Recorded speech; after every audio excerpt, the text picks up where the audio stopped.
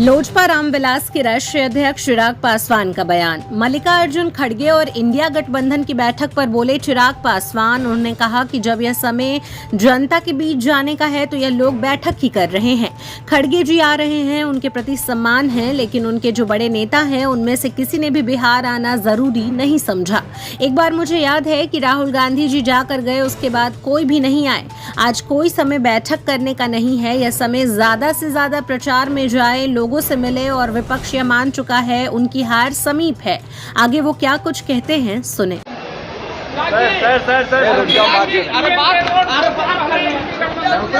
चिराग जी, आज मल्लिकार्जुन खड़गे आ रहे हैं और इंडिया गठबंधन की बैठक हो रही है पटना में, कैसे देख रहे हैं? रोड शो के पहले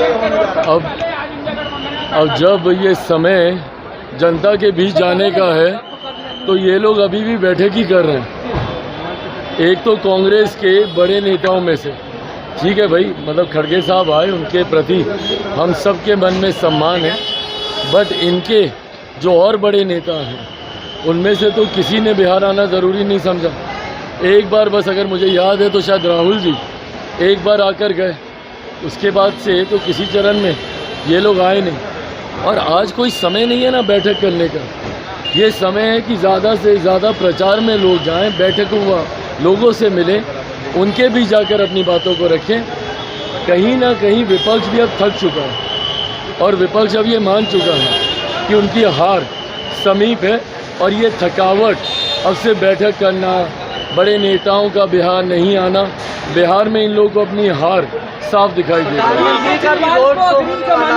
प्रधानमंत्री का भी रोड शो होने वाला है पटना में, कल आने वाला है। नहीं, बिल्कुल अच्छी बात है, और ये वही बात है, प्रधानमंत्री जी का प्यार मेरे प्रदेश के प्रति देखिए। रोड शो हो, हर चरण में आकर सभाएं करना हो, जितना समय प्रधानमंत्री जी ने बिहार को दिया है, ये बिहार और बिहारियों के लिए, हम लोग के लिए गर्व की बात है कि देश के प्रधानमंत्री इतना समय दे रहे हैं।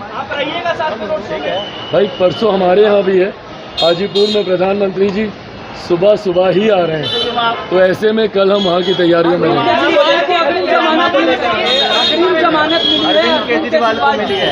हाँ नहीं, और अग्रिम जमानत ही मिली है ये, मतलब अभी बेल पर ही हैं, 2 तारीख को इनको वापस सरेंडर करना है। ठीक है, ये कानूनी प्रक्रिया का हिस्सा है। बहरहाल दलील स्ट्रॉन्ग दी गई थी कि अगर इसी को अगर आधार बनाकर जिस तरीके से उनको बेल दी गई है, बहरहाल बस वो तमाम रिस्ट्रिक्शंस का ध्यान रखें जो उनको निर्देश पुलवामा को लेकर के रेवंत रेड्डी ने एक बार फिर से सवाल उठा है, कहा है कि इंटेलिजेंस फेलियर हुआ है। भाई ये लोग जितने प्रश्न सेना के ऊपर खड़ा करते हैं, अगर इतने इसका 10% भी सेना का मनोबल बढ़ाने की दिशा में लोग काम करें। कुछ चीज़ें ऐसी हैं जो कि जात पात, जो कि क्षेत्रवाद, दलगत राजनीति से उठकर होनी ज़रूरी है। ऐसे में जब ऐसे सवाल किए जाते हैं, और आज जब चुनावी रण क्षेत्र में है, क्या उनके पास अपने क्षेत्र से जुड़े विषय नहीं है, अपने राज्य से जुड़े विषय नहीं है, ऐसे मुद्दे नहीं है जिसके ऊपर सही में ये हमारी सरकार को घेरने का काम करे।